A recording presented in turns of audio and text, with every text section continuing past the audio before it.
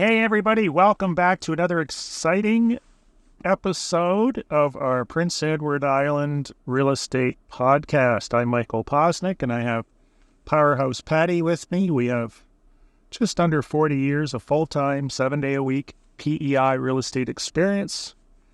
And every Sunday morning, we open up the studio on the Charlottetown waterfront, which is located inside of a Ford F-150, and bring you this enlightening information, tips, tricks, and traps about buying and selling real estate in PEI. So in our last broadcast, we discussed the stats. I think it actually turned out okay. It was semi-interesting. If you're into numbers, you might want to go back and check that out. Also, how buyers and sellers are representing themselves. All kinds of neat stuff in the last podcast, so be sure to check that out. Getting to today, the vast majority of our buyers are coming in and have come in since the first quarter of 2016 from Southern Ontario, anywhere between Burlington, Oshawa, Whitby, up to Scarborough, Markham, Richmond Hill, and over to Ottawa. That's where our buyers have come from. They've sold their houses there, and they've come here because their dollar at that point went a lot further. It still does. Our average value is under $370,000 as of this November stats. However, there's also a lot of people out there, in my opinion, that have not a clue what they're doing, and they're just grossly overpaying for properties because they're comparing values in Southern Ontario and Ottawa to PEI. So I was going to call this $1 Million Home Sales, this episode, but then I was thinking this week, these aren't $1 Million homes, these are $1 Million sales.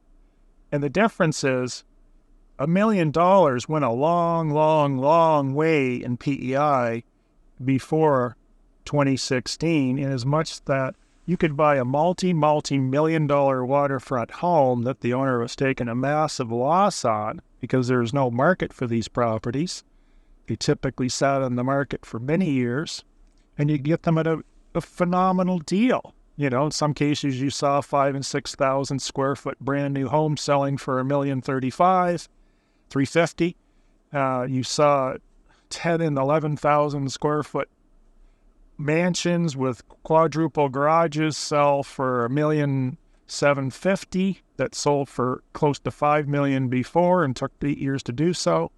But today, when we look at the stats, there was only 5 sales over $1 million prior to 2016 in the history of our MLS. And out of those 5 sales, because our data is a little bit, how would you put it, inaccurate, we've got one is a 145-acre farm. We've got another one that is an apartment building in Summerside. We've got another one that is a bunch of rental cottages on 10 acres. Which leaves us with a grand total of 2. And so we had a total of $3 million sales according to MLS data prior to 2006. Now, after 2016. So after 2016, when the gold rush started and all those Ontario people realized, hey, I need to move to the Maritimes because I don't have any money in my bank account and I need to sell my house. Yeah, well, there was a trend called east sizing, which went right from the... So it's a nice way of saying, I'm broke, I have to sell my house because my financial plan didn't work out, but I'm going to pretend I'm Bill Gates moving to the Maritimes. So they typically end up in Nova Scotia because Nova Scotia does a phenomenal job marketing their province. And then they found out their values were typically double ours and ended up here. We typically haven't competed with New Brunswick or Newfoundland in the past. So after 2016, there are 72 $1 million plus sales. And the real estate agents and brokers and appraisers were just shaking their heads wondering, why did this house that's on a C-grade road in a D-grade neighborhood that probably didn't CMA, which is what the agents do, comprehensive market analysis, the evaluation was probably under $400,000, and someone from Southern Ontario bought it for $975,000. So there's 72 of those, and I'm still shaking my head when I look at the sales and think, like, you haven't got a clue, but you could have bought for that money before. Patty, Yeah, thoughts? but that's true any time. But yeah, it was, and it still took, excuse me, a little bit of time to say that it started to take off in 2016. It really didn't end up taking off. We're talking sales as in 2 in 2016, 4 in 2017 and 18, 2 in 2019. And then in 2020, we had 7, 2021, we had 12, 2022, ironically enough, and I would have assumed prior to pulling all this data, it would have been 2021 that we'd seen these record highs because we had a phenomenal year with over 2,300 residential sales. There was a bit of a lag in this particular market area. So we sold 28, there was $28 million sales, I will say, Michael, in 2022 on Prince Edward Island, tip to tip. And then 2023, our numbers are going back down now to 14. So just to understand what these look like. But historically prior to, like Michael said, from 2006 until 2016, so 10 years, there were only a couple million plus sales on PEI. And we see it all the time where there was a house that transacted in 2021 for, say, $575,000, which already seemed a little bit of an inflated price. And now it's on the market for $1 million plus today. Which, $1.3 million in some instances. Yes. Yeah, crazy. But they're counting on the idiot, right? They're counting on someone coming here thinking, oh, wow, I can buy this house on the water for 1.3. What an awesome deal. Only knowing that these people picked it up for less than half that price 2 years ago. Yeah, but in the idiot's defense, if they're not being properly educated and informed and maybe don't know the right questions to ask, which is why Michael and I felt so compelled to start this podcast, to start to educate people, because obviously we can't educate everybody. But again, in their defense, if they don't have the education and they don't know which questions to ask, it really puts them at a disadvantage, and they're assuming they're getting a great deal. But it is changing, shifting, and affecting our market in the Maritimes, because these prices are they're ludicrous. They're absolutely insane based on market data from the past, because people are buying not on factual data or intelligence, they're buying on emotion, and they're comparing product here to other markets, which doesn't make any sense considering the three most important things in real estate are what? Location, location, location. Right.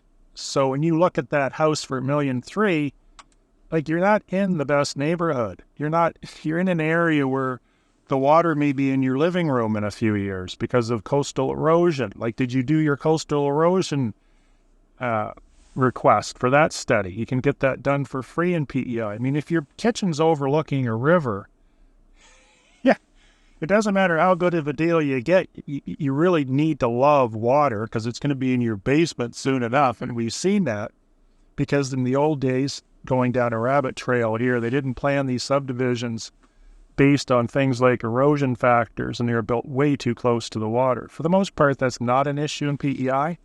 But this is just another factor. When I look at a house for 1.3, they paid $500 for, and they're selling 2 years later, they're either looking for the idiot or they're afraid that they're going to be in that river soon enough.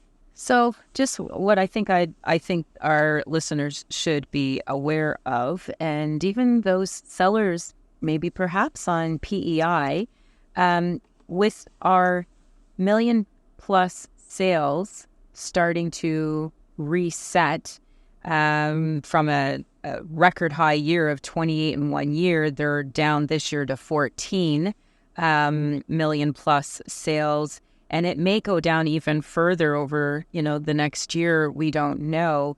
There's currently 37 island-wide active $1 million plus properties on the market. Less than half of those are going to be transacting next year if the market stays as it has been and returning to our normal real estate market here on Prince Edward Island. But make sure you do your due diligence and research, and make sure you price your properties properly, because buyers are only going to be, there's going to be about 10 lucky winners next year who are going to be able to probably secure $1 million plus sale on their home. Right. And in closing, there's always been this belief, and there's still this belief, that you can just buy anything and it's going to go up in value with reference to real estate. And as the big real estate crash, it started in the States and turned out to be global at the end of the day, taught us is that real estate is supply and demand. So it's going to be interesting the next few years to see where Atlantic Canada goes as far as evaluations, because you have to ask yourself if those people were a product of COVID, if it was just, them being terrified they had to get out of there. It was at their point of retirement they realized they didn't have enough funds or money in the bank to survive, so they had to sell their house and buy something here for a quarter of the cost. It's going to be interesting to see where things go, but you should never be buying a property with the assumption that it's going to go up. Professional real estate investors always think of the exit strategy. Anyone can buy a piece of property. It takes a professional to understand, what is my exit strategy here? And if you need to liquidate that asset you just paid 1.3 for, that the previous owner paid 500 for in a year, and then you find out it's only worth 890, you're now underwater in mortgage terms.